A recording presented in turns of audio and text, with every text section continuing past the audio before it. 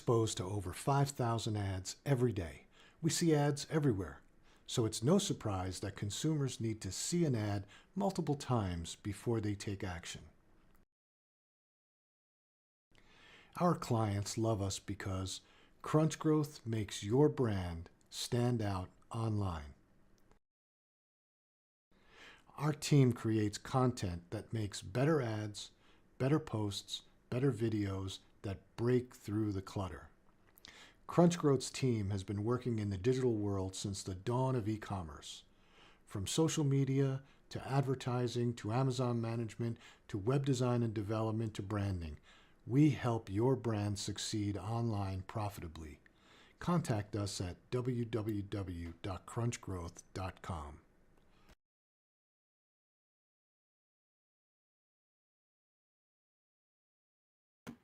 Ooh.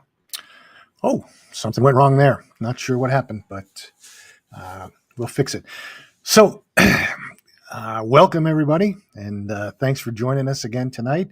We've got, like always, at Think, Engage, Thrive, we try and bring you some great entrepreneurs, great entrepreneurial stories, give you what it's really like, and hear some stories about what it's really like to start a business. And we try and do it with all different types of people, not just products or SaaS products, but all different types of entrepreneurs. Tonight we've got a great one, Courtney Page, a seasoned executive recruiter, and then she's turned her career into an executive coach. Now, I know we hear a lot about executive coaching, and I know that there's some people that really like it, and then some people that think it's nothingness. But I think she's really got some great focus, some great follow up, just a great focus. And what she does is she was really into yoga, right? And I know a lot of people who do yoga probably can understand this, right? And she's really turned that into, she's taken that philosophy and sort of incorporated it into her executive recruiting. And so she really focuses on the high level C-suite, but she started this company called Resume, and it's really essentially resuming your career, whatever you want to do, right? How you're trying to really cultivate happiness in your career. Because a lot of people, and we've heard it from many, many people, that when they worked for a company or they worked for somebody else, they just weren't happy. And they turned to entrepreneurship, or they turned to something else to really focus on being happy. It wasn't a monetary decision in a lot of cases. And so she understands that, and she's really looked at how to cultivate happiness in your career. So we'll talk to her. I'm sure I butchered the intro. I'm sure I didn't get across exactly how she wants to do it. So we'll hear it directly from her, but I do my best. But she's a great person. We had a couple of conversations, and we'll hear directly from her how she goes about her business. So, Courtney, hi. welcome. Thank you for having me. It was a wonderful intro. You did great. Sometimes I butcher them. Sometimes I don't get it across very well. What's in my head and what I understand and what I heard from you isn't necessarily what comes out of my mouth. But yeah.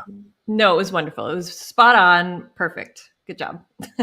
Yeah. So thanks for being here. Why don't you take us back sort of a little bit about your career and how you got to where you are and why you saw the need for your style of sort of resuming your career coaching. And really, when I read about it, it's really about happiness and bringing happiness to people. So, and I can see obviously the yoga weaving into that. So why don't you give us a little bit of background, a little bit of history, and we'll go from there. Yeah, sure. So I started recruiting way back when I was still in college, and my dad actually owned an executive recruiting firm. Oh, And so I was doing little bits of work for him on my college breaks, and and then fast forward a couple of years, he needed some help, and I graduated in '09, so it was a pretty bleak job market. But I did actually land a job at a very big, well-known magazine. And from the outside, it looked amazing. It was like, how did you do that? No one's getting jobs, and you got this really cool job. And it ended up just being, I was so miserable. And it wasn't really anything to do with the company. It just perfectly honestly, like it was just not a good fit for me. I just wasn't happy. And I ended up leaving. And my dad was like, we're really busy. If you want to help, that would be great. So I was like, okay, fine. And I did. And I ended up really liking recruiting. I liked talking to people. I was interested in all of the different types of careers. Part of that might have been because I always just had trouble really pinpointing like how could I pick one thing, right? Like, what will I do? How could I pick one thing?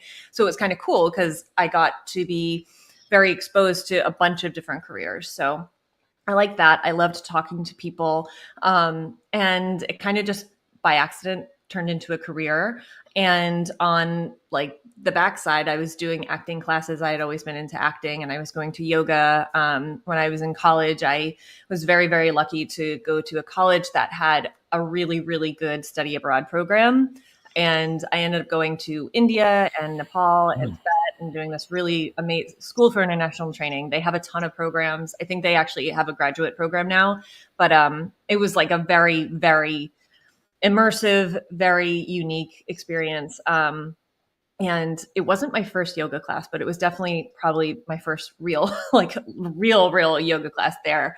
And it was just so steeped in history and philosophy. It was just something that I had never really experienced before, where it was physical, it was intellectual, it was emotional, it was like all of these things together. So that was all kind of going on, at the same time, the yoga, the acting, and the recruiting. And I really liked working with my dad. It was it's fun to work with a family member. It's also sometimes not fun because it's family, right? But I think all in all, it was a really, really great experience.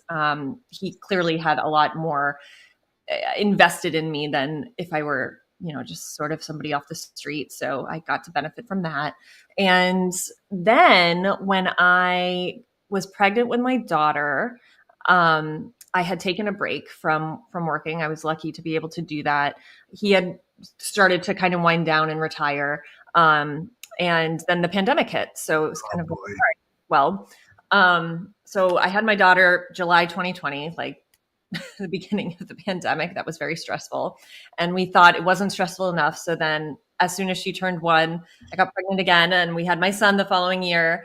So it was just kind of this very chaotic, like, year and a half, 2 years. And after he was born and had, a bit of a maternity leave, I knew I wanted to get back into it. I just didn't know in what capacity. So I remembered way back, like probably 2016, I had told somebody, I think I want to do career coaching. And this was before, like, now I feel like, and maybe it's just because I follow a bunch of other coaches on Instagram and whatnot, but I think it's become a lot more,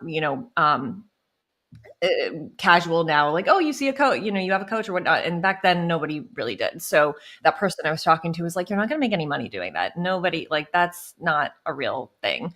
I was like, okay, but I don't know what it is about having kids. It kind of really crystallizes like what you want to spend time away from them doing, right? Yeah, Because yeah, if you're not going to be with them, it's got to be worth it, right? So yeah. I was like, you know what? That's really, I think, what makes the most amount of sense for me with my experience and what I really want to do. And I also got back into teaching yoga. And then the podcast happened. So I also have a podcast and they all kind of merged at the same time. It's not a coincidence. I personally don't think anything's really a coincidence, but everything kind of just happened at the same time in a really cohesive way.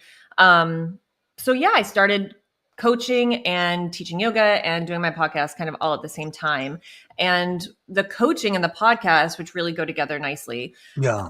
is really about being happy in your career. And I do infuse it with yoga and some of the philosophy behind that. But the catalyst for it was really just the fact that everyone I know, I think everybody I've ever known has complained about their career at one point in life. And that's cool. Like, we're going to have bad days. But I think it's weird that we have this cultural norm that we look forward to the weekend and that we hate our jobs, right? And I think, Gallup did a study very recently, I think it was back in July 2023, that like I might butcher this, but I think it's like 18% of the workforce is miserable in their job, and 60% is unengaged, which to me, if you're unengaged, there's like a slippery slope that happens from unengaged to unhappy to like depressed, right? So I think we kind of have this like unspoken career depression epidemic happening that's like totally accepted. And I think it's bizarre. So, really, what the podcast is for is to educate people that there are a ton of different careers out there that they might not even know exist. I think Yeah. that's one huge hurdle, that people don't know about certain careers that they might be very well suited for. Yeah. And the second is that there are actually people who are happy in their careers. We kind of get in an echo chamber when we're around people who, it's like, oh, my boss, blah, blah, and it's like, oh, my boss too, blah, blah, and we kind of just commiserate. But I think it's almost like the 4-minute mile, where if you hear about somebody who actually really enjoys their job and they deem themselves successful and happy, just knowing that kind of allows you to imagine yourself in that same state. Yeah. So that's where the podcast came from. And coaching is really all about that as well, helping and guiding people at any real level, at any stage in their career, figure out, what either in their current career they can do to make themselves a little bit, more present and happier where they are, or if it means, pivoting and doing something else. Yeah. Yeah. I think that, I just read an article in Harvard Business Review, I think, about people that are miserable in their jobs, and they don't want to be promoted. Mm. It's an epidemic. And the reason is because they feel like they're not appreciated. Their work isn't appreciated, and they have terrible bosses. And I think back, because I did spend some time at different points in my life working for companies. And I can tell you that I'm a terrible employee. I'm not a good employee because I'm too entrepreneurial and I don't understand that type of structure, and I want to move too quickly and things like that. But I do remember that there are bosses that I think you get promoted by time in the job, not qualifications. And I think that frustrates a lot of people. Oh, well, he's been around the longest, so therefore. And a classic example was Best Buy several years ago. They took a guy, the founder of the company, retired, and he said, this guy should be the CEO because he's been here the longest, and because he was the founder and because he was on the board. That happened. Well, within 2 years, the guy was fired for a lot of different reasons, some of which were having relationships inside the company with people that he shouldn't have had relationships with, but he was unqualified.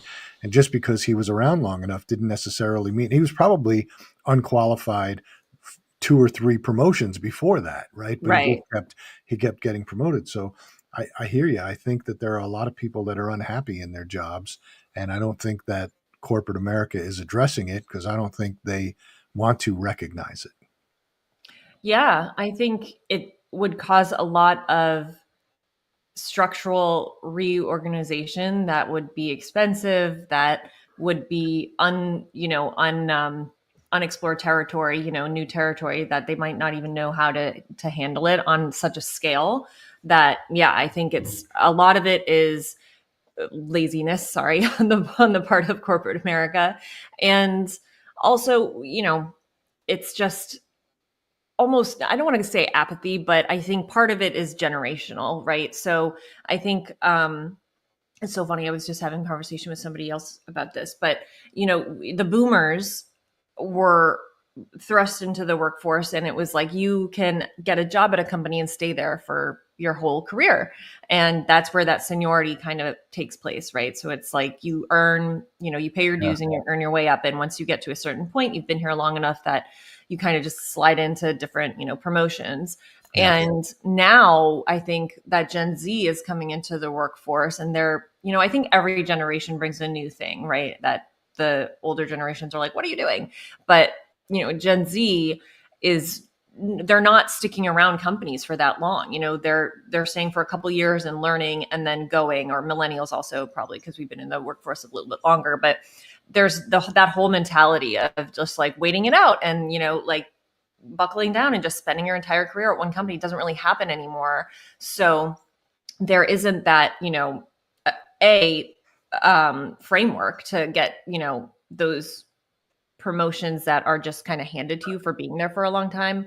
And I think that's good. I think there's a lot to be said for a variety in a resume and learning, from different types of corporations, like whether it be a small corporation or a big corporation, having that variety is really attractive to recruiters. Yeah. And it also shows that you can deal with change and you're, able to like go with the flow and learn and pick up on different, workflows and all of that. So I think it's good. And it will be interesting to see what Gen Z brings into it, because they are, from what I'm getting, a little bit less worried about the outcome than I think millennials were. A little bit more like, yeah, you can get us on vacation. Like, you can, don't worry, you can still reach me. I'm going to be gone, but you can reach me. Like, don't worry, reach out if you need to. Where Gen Z is like, I'm gone. Like, I'm on vacation and don't even dare. So we'll see. We'll see what that does. I think it could be good.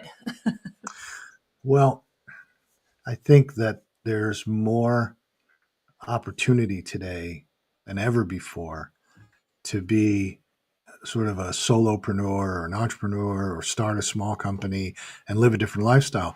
We've had a lot of entrepreneurs on here that don't want to build billion-dollar businesses and raise capital. They want to build a business that they can have a lifestyle, travel, and do different things. And I think there's more opportunity today to do that. And I think that Gen Z and millennials see that and don't want to be in a place where they're not appreciated, they're working hard, and it goes unrewarded, and some guy gets promoted over you because he's been there a year longer than you, even though he's not qualified. So I think that structurally, I agree with you. There's going to be there's difficulties in doing it. And I think you said it, whatever that number was, 60% are unengaged. Unengaged, yeah. Yeah. When you think about how many people are in, as a business scales and they start to bring on and build these teams to do different things, that when you're unengaged, you're probably not efficient. And Right. so you've probably got more people on than you ever need because they're unengaged. And so you've got all this waste throughout there, and which ultimately leads to higher costs and higher. Right. So, but it's interesting. A lot of entrepreneurs that have been on the show that have started businesses, they didn't, like I said, they didn't start them because they wanted to be millionaires or multimillionaires. Money really never came into it. What they were looking for was freedom to make decisions, freedom to do what they saw best, freedom to go down the path that they understood. And if it fell apart, it was on them. But they wanted to following somebody else's direction that they know was wrong was not appealing. Yeah. And something else that I've noticed just from, clients and just people in my network, there's a big red bubble, I guess, over everybody's head right now. That's like, I don't want to build somebody else's dream. Right. So I think just going back to the generational, differences, millennials growing up, I'm a millennial. So we were told like, you can be anything, you can do anything. And I think that was the effect of the boomers who grew up with the whole, their parents were in World War II. And it was like, you get a steady job because there was this huge scarcity, mindset because they were in a war. It was totally understandable.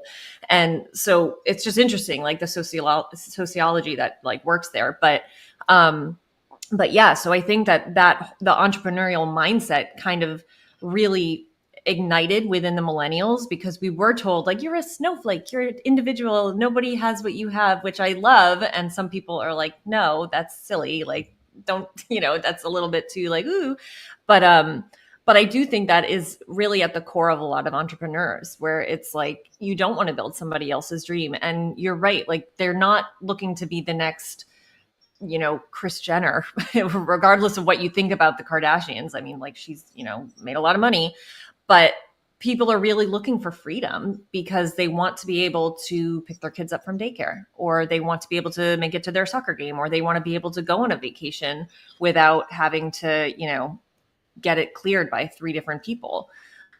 Which I think is valid. It gives you a little bit more control over your own life, which ultimately can make you a lot happier if you are somebody who really thrives under, with that type of freedom. Some people need structure, some people like that stability, but I think entrepreneurs definitely, as you said, don't like that kind of structure because it feels really suffocating for them.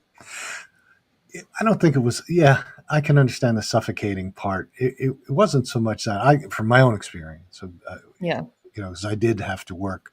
I had one great experience because I got involved in a small retail chain that was growing, and the beauty there was I had already founded a business before, which was a total disaster, and I went to graduate school and I got involved with this other company and we were growing, and I was doing more entrepreneurial things because it was such a small company and we didn't have a lot of layers. And so I was able to do things that wouldn't be tolerated in a lot of other companies and Mm. have direct lines to, the board and the CEO and be able to make decisions quickly. And it helped us grow. And then I started another company which got acquired by a big company. And it was to me, it wasn't so much suffocating. The ridiculousness of what was what people focused on. I'll give you an example. It was a retail company, and every retail company in the world has a Monday morning meeting where they look at sales from all the stores, regions, they look at customer growth, they look at all these different metrics, which is great.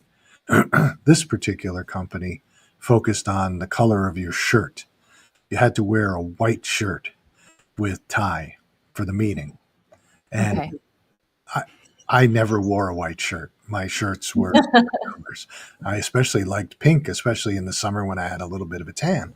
And I never would wear a white shirt, and it got me into trouble. And I was like, this is the most ridiculous thing in the world. Such a You don't, waste of yeah. energy. And then the other things they hide numbers to make them, or they reinterpret numbers to make themselves feel good, not ever Mhm. focusing on what the problem is. So you never get the problem solved. And Mhm. eventually that catches up with you, right? Which to me, I think culturally in this country, we've turned into a country that accepts failure and rewards it.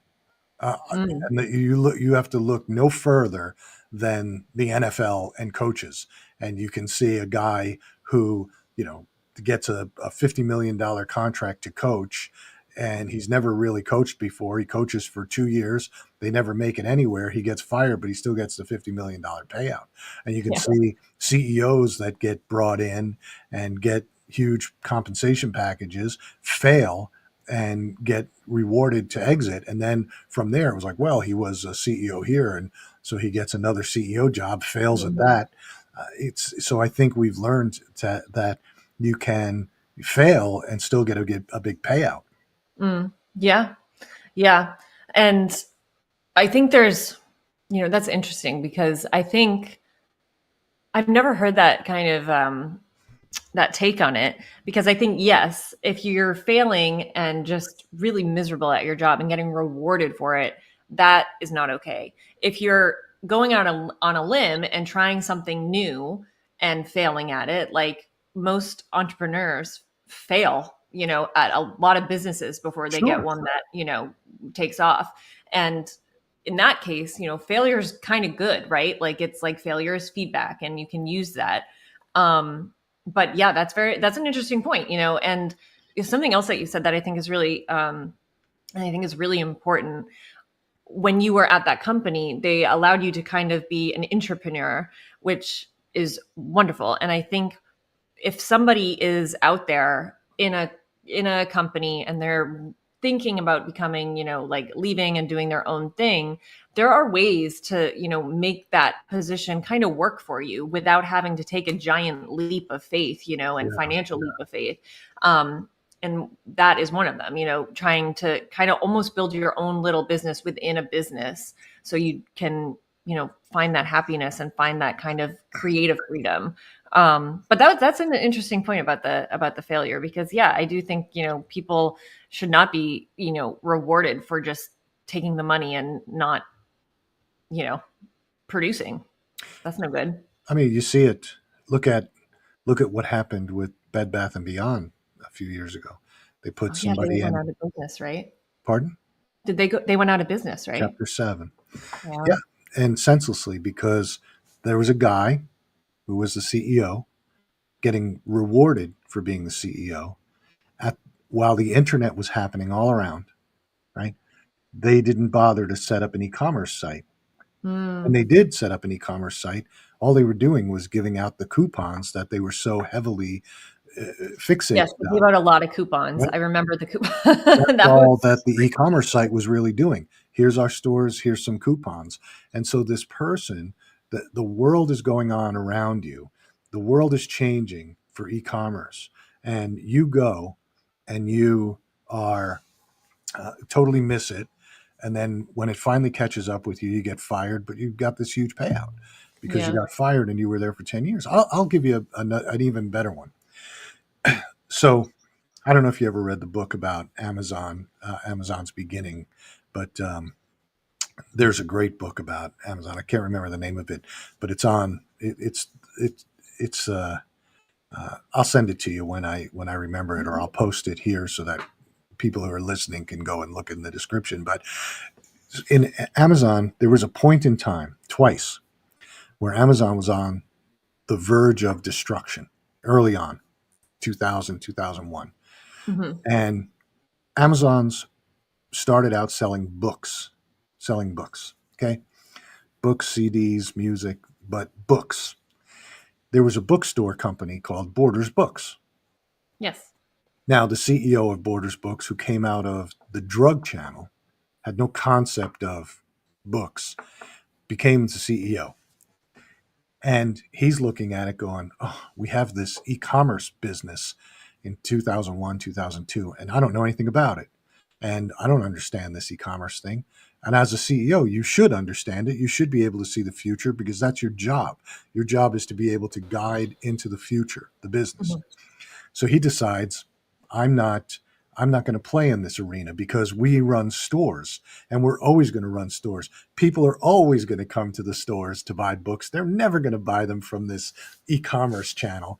So he goes and cuts a deal with Amazon and essentially gives Amazon and pays Amazon for the benefit of taking it all of their customer data to take over their e-commerce business. So they were out of the e-commerce business. So he cleans up the balance sheet because now he's rewarded on cleaning up the balance sheet. He's rewarded Hmm. on the stock price saying, okay, well, he cleared up all this debt. He cleared up this e-commerce business, which was losing. So we're going to reward him with stock options. Meanwhile, what did you just do? You just gave Amazon all your customer data, all your Wow. customer data. So Amazon goes, hey, and they start selling books. Thanks.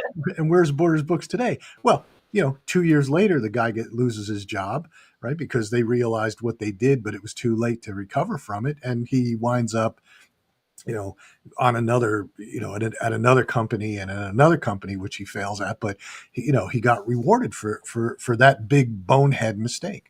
And Mhm. same thing happened with Toys R Us, and all of them are gone. Same thing happened with Yeah. Circuit City. So, Oh my you know, gosh. Yeah. So you, many. yeah, I mean, you just look at last year and what happened with between Bed Bath and Beyond and some of the others, and you can trace it all back to the CEO. The CEO got a big payday, but the decision making was poor. And I'll guarantee you that there were people all through the company saying, because when the book was talking about Amazon and the Borders deal, the people in the company of Borders were going, this is not a smart thing to do. We shouldn't be doing this. We shouldn't be Mhm. doing this. And here's a CEO and his henchmen saying, shut up, shut up, shut up. Right. So those people are the types of people sitting in a company going, oh my God, this is just a losing proposition. I hate my job, right? Yeah.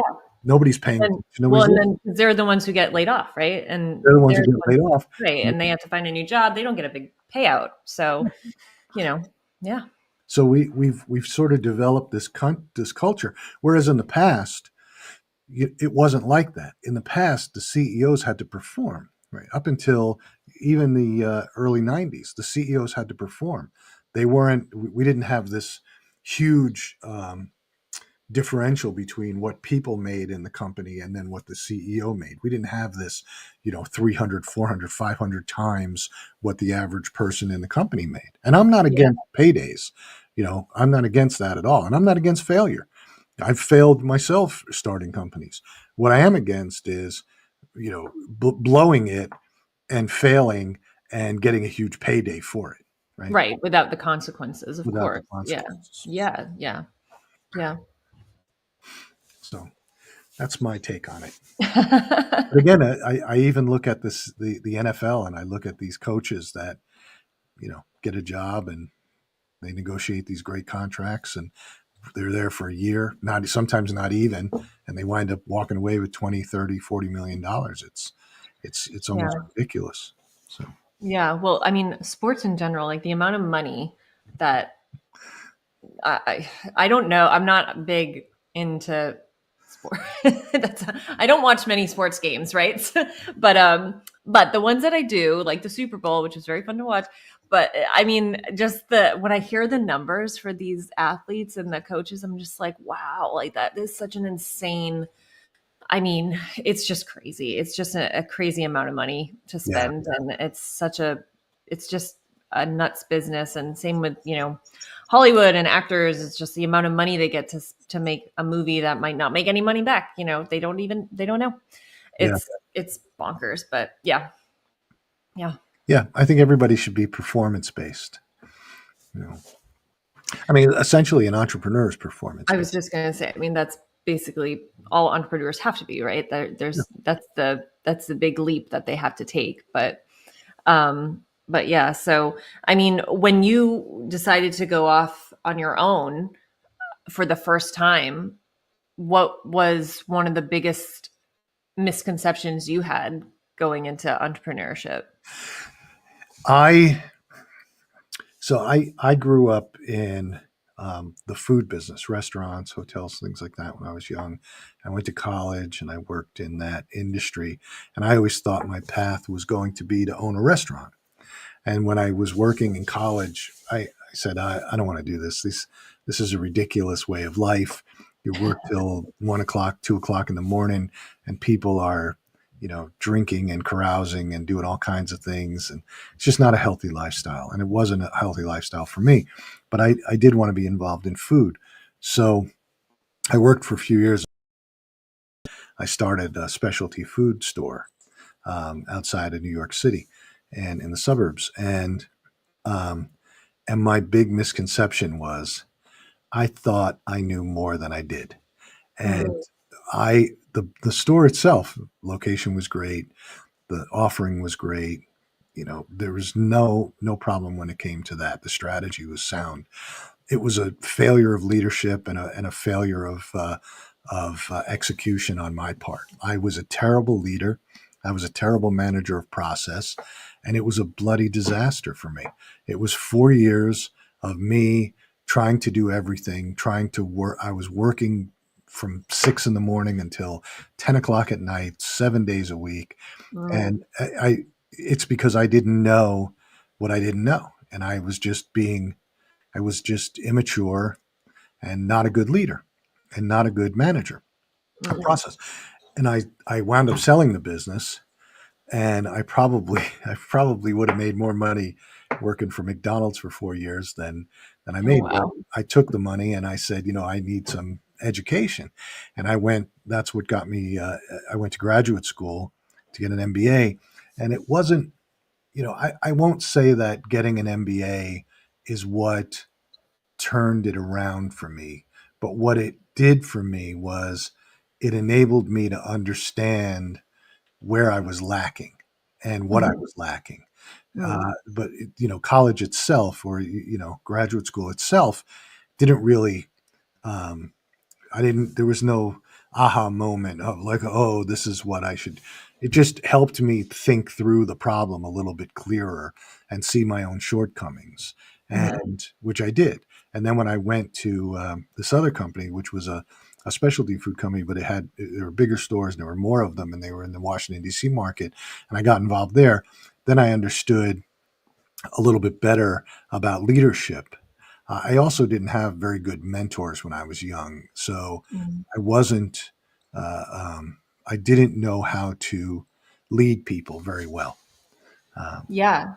What is one, hot tip if it come for leadership, if someone is struggling with leadership, what was one of the big things that you learned that kind of helped to turn all that around and to become a better leader? yeah, I'll tell you what I do and what I've done since the you know, and I've done it in every single company. I like to. I do not like to have the pomp and circumstance structure. I don't Mhm. like when people get hung up on titles and things. I like when to let them to make sure everybody in the company knows. I don't care who you are. I don't care. You have the right and the ability to come and talk to me. And if you think I'm doing something wrong, or if you think that we're making a bonehead move, or we're doing this wrong, you have every right to come and talk to me. You have to do it respectfully, because I'm not going to be disrespectful to you. So you can't Mhm. sit there and yell at me and go, God, you're a moron. None of that. But if you come to me like and my people do all the time. I don't, certainly they have titles. Certainly it's important to them, but my point with that is, I may be the founder, I may be the owner, I may be the CEO, but that doesn't make me any better than you. And you may be smarter than me when it comes to this. I don't, I'll tell you this. I heard all my life. There's two things that I heard that I don't ascribe to. The first one is, you always hire people that are smarter than you. That's garbage. You don't hire people that are smarter than you, because if you do, you'll have a whole bunch of people that are smart, but they can't get anything done. What you want to do is hire people that share your vision, right? Mm. So you say, this is the company, this is what we're doing. So you're going to join the company. You have to believe that. And if you don't believe in it, then don't join the company, right? We were in the beauty business for a while. We had a beauty line, and we were at that time, this was 2006, 2007, 2008, around that area, and we were decentralized because we started as a shopping channel brand. So we were constantly on the road. HSN, Florida, Canada, Yeah. meeting with the manufacturer, meeting with, we had a celebrity, Carol Alt. She was she was a partner in the business, but she was also the face of the business. So we were constantly moving. So you had to be able to adapt to that, and you had to believe in what we were doing and why we were doing it and how we were doing it. Eventually, we got into retail, but even that, you're traveling around, going to Ulta Beauty, or going to Canada or whatever. And then the other thing that I don't ascribe to is that now I lost my train of thought. But the other piece that I don't ascribe to is that um, you know that I lost it. I'll have to come It's back. okay. No, no, no. Well, it's funny because when you were talking and just how you allow people to come up to you and you have that kind of open door, structure. It's interesting because that is something that has been coming up a lot. Recently, it's what's it called? I was just talking to somebody about this: psychological safety in the workplace, right? So as opposed to having this like very harsh structure and hierarchy in place, you can have that, like you can have the hierarchy and understand where you are, like basically in a traditional org chart, but having the psychological safety to go to someone, who's maybe like two levels up from you with an idea is really, really beneficial for the entire company and for one, the employee going up to that person, and also for the higher up because they're learning how higher ups lead, right? And learning what it looks like and learning how ideas are bounced around and just being able to have a say helps to foster that sense of community and we crave that as human beings, community. It's, going back, it's a primal need for us to belong, and having that open door policy with respect, of course, is really, really beneficial for companies and employees as a whole. So I don't know if that's where you're going with it, but that's what I was thinking of when you said that. I think that I don't like, I know that one of the things that drove me crazy working for a company was that if I had a good idea, or I saw something in a number, I had to go through 6 different channels Yeah. to talk to the person that, like the CEO or the president, because everybody's protective. Oh, you can't talk to him without me. I have to be there because, like, why? Yeah. So I don't, people just, everybody in my company has and always had my phone number. They can call me if there's an emergency. They can call me with whatever. They don't have to act like, oh, he's the boss. I don't want to be that person. I'm not. Yeah. My job is to lead. My job is to set the direction. My job is to take all the risks and protect you. To make sure that we can still employ you. That's how I look at it, right? I don't want to make frivolous mistakes because I don't want to have to let people go. Now, certainly, and during COVID, we didn't, by the way, we did lose business a lot. And myself and one of my partners said, we'll just not take a salary for as long as this takes because we didn't want to let anybody go. And, which we didn't. And we, and it was very difficult on everybody. But certainly I've had to fire people. Certainly I've had some bad hires or people with rotten attitudes or people with that whole I have to come in and tell you my truth and oh God. So I mean I've There's a line. yeah, there is a line. There's definitely a line. No, for sure. Yeah. You have to perform and you have to take care of the business. I'm entrusting you with your job to take care of the business. So yeah. But Yeah. that's No, where I was heading. That's yeah. No, I think, there's definitely a line, but, I think there was something that came up recently. I don't know if you saw it, but I think it was on a podcast where this woman, the podcast host, was talking about something that she had seen where this guy was calling out of a meeting. Oh my gosh, I hope I don't get like flack for this, but this guy was calling out of a meeting because he had an 8 a.m. workout class.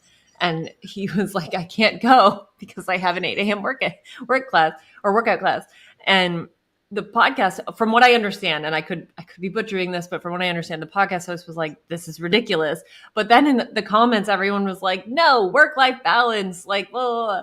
And it was like way more split than I would ever have thought. Because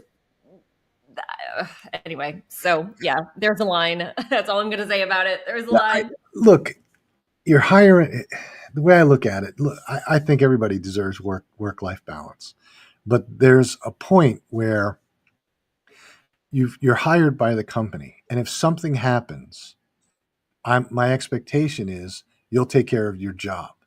And so sometimes, just like sometimes for me, I have to get up at 4 o'clock in the morning and get on a call because we have somebody that we're doing business with in China or in Israel or, in some other country. And so I have to get up at odd hours to get on phone calls. That's what I have to do. Right. And sometimes other people have to do that. And they understand that. That's part of their job. Now, if you're going to say, well, my hours are 9 to 5 and that's all I'm working, okay, you can do that. But then don't come and talk to me when you want to raise, and don't come and see me when you need something from me because I needed something from you and you didn't. It goes both ways. Right. Yeah. So, And I think people just get really confused about what happiness means in the workplace. And there will be some portion of a job, any job, that it could be your dream job. There's going to be pieces of it that you're just not going to like doing. Like they're admin. No one likes doing admin unless you're an administrative assistant and you're really good at it. But I mean, like most people, there's going to be something that they just don't want to do. Right. And I think there's been some, cross wires or miscommunication where it's like, follow your dream and you will love it. Follow your passion and you will love it. And you will never have a bad day. Like you will never have a piece of something, piece of a project that you're gonna like be like, oh my God, like why do I have to do this? You will, like, even if you're going after your dream, like I'm sure that Taylor Swift wakes up some days and she's like, I'm really tired. I don't want to go to rehearsal, but she goes because she's Taylor Swift, So I think that's something that people have to remember, especially entrepreneurs, because sometimes it's only you're the only one holding up the ship, and there will be days that are going to be really, really difficult. But you have to kind of wait and see it out. And I think that's another thing where people kind of give up too soon with entrepreneurship, especially where it's like you have this great vision, and a lot of entrepreneurs have great visionary minds where they have this cool idea and they want to like do it, and they start doing it. And then all of a sudden it's like, well, this is taking a while to see results, right? But it does. And I think the ones that stick it out end up seeing the results that they were hoping for. It just takes more time than you want. Oh, no question. I mean, we've talked to plenty of entrepreneurs that there's two things. One is you hit a wall, Mm. like you said, and you start to question what you're doing. Well, if you start to question it and you don't see it, then and you just want to give up, then you're not going to be successful, because it's like when you right when you run or do races or whatever, right? You know, There's a lull. failure is failure's temporary, but quitting is forever. And so, Yeah. or pain is temporary, right? Quitting is forever. So, but there's entrepreneurs that they get afraid. And I coach a lot of entrepreneurs. I mentor a lot of entrepreneurs, and they hit that point where they go, "Oh my God, I don't know." And I've been to this point. I've been to the point where you had to make payroll on a Friday and you're maxing out your credit cards to do it, and I know that fear. And you get to that point and you say, I don't know if I can do this. I don't know if it's in me, right? But what's the worst? And I tell them, what's the worst that can happen? You're not going to die. You're not going to Mhm. die. Worst thing that happens is you fail, but you're going to learn from that failure, but you're not going to die. And I'm sure you have family. I'm sure you're going to have a roof over your head. I'm sure you're going to be able to eat. And worst case scenario, if the whole thing falls apart, you can get a job. You can probably get your old job back and you could start again. But just to walk away without seeing it through, I think is always not the right thing to do. Yeah. Yeah. And I think a big part of that is worrying about what other people are going to say, Oh and that's just like, I guess, like, if you want to go in, if you want to do your own thing, be your own boss, like that yeah. is the first thing that you just got to make peace with, because people are going to talk and they're not always going to be nice, and they're going to say you shouldn't be doing that, you're not qualified, blah, blah, blah, all the things. Yeah, yeah. And that's like the first thing that I think you just really got to get over. And I think the second is just to not, and this is kind of where the yoga kind of comes in, but just like non-attachment, really, Yeah. just like you can't be that attached to the outcome. It has to, because I think that is another thing, and back me up on this, because I know that you've probably experienced this, but you'll have the vision, right? And then if you do stick it out, right, when you're looking back at the original vision, it's a totally different thing than what it ended up becoming, right? And if you're like holding on and like white knuckling this like vision, you're just going to kill it, right? So it has to be, you have to kind of hold it in a way that it can still breathe. And I think that's, just not attaching yourself to a certain outcome, because we don't know the future. I mean, none of us saw the pandemic happen. No No, you one could have have, you I have guess. to know when to pivot. You have to know when to Yeah. pivot. And, we had one of the first shows I had these young guys on, and they had an app and they worked on it for years, and they were so dedicated to it that they were driving Ubers at night and doing all kinds of things to keep everything going. And it got to the point where it just wasn't working.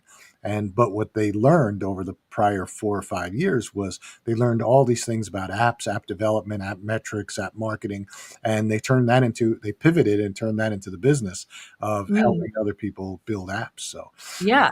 Yeah. and I told you this was going to happen. It's at the 50th minute, and Oh, we're we're running well, out of I'll just time. say it So really. What was I going to say? Oh no.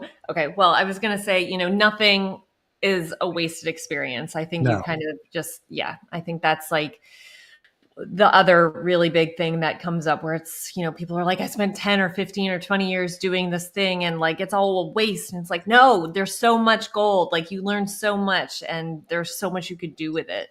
I yeah, love that story about the app, guys. It's great. yeah. So, any parting words? We've got about 35 seconds. No, I just heard something fall upstairs. I have a 3-year-old and a 1-year-old. I don't know what it was. They're not alone. They're with their dad, but hoping everyone is still okay. No, if you want to, look into, my work and everything, you can go to resume-careers.com. There it is. And you can check out. So I have my own Instagram, which I was posting all this stuff on, which is at Courtney Austin Page. And we actually just started the business's own Instagram. So that's just at resume.careers on Instagram and LinkedIn. You can find us. The podcast has a new episode every Wednesday. We're doing more solo episodes where it's just me talking. And we also have, a lot of interviews. So check it all out and reach out to me anytime. All that information will also be in the description of the show Cool. for people. It'll be also on the description on social, YouTube. This runs on E360 TV, but it's also running on 7 or 8 other places right now. So all your information is there, all your contact information. So if people want to get in touch with you, they can. So yeah, and if you're in South Florida, come to my yoga. Well, it's not my yoga studio, but you can come practice yoga with me. I teach 5 days a week. It's very fun. Yeah. That's great.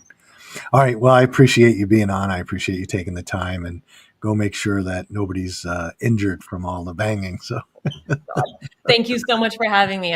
You're a wonderful host. I had a great time. Thank you. thank you. I appreciate it. Good night. Bye. So that was interesting. Interesting conversation.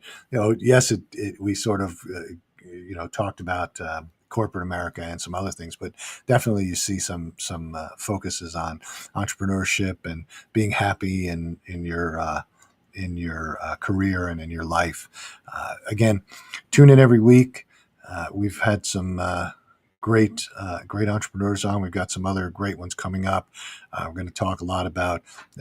We had Jim James on a few weeks ago talking about the unnoticed entrepreneur and how doing things to get noticed, whether it's PR, earned media, things like that. So we've got a couple of other people coming on sort of talking about the same thing. And if you've heard me talk in the past, you've definitely heard me talk about using PR to get your brand out there. So again,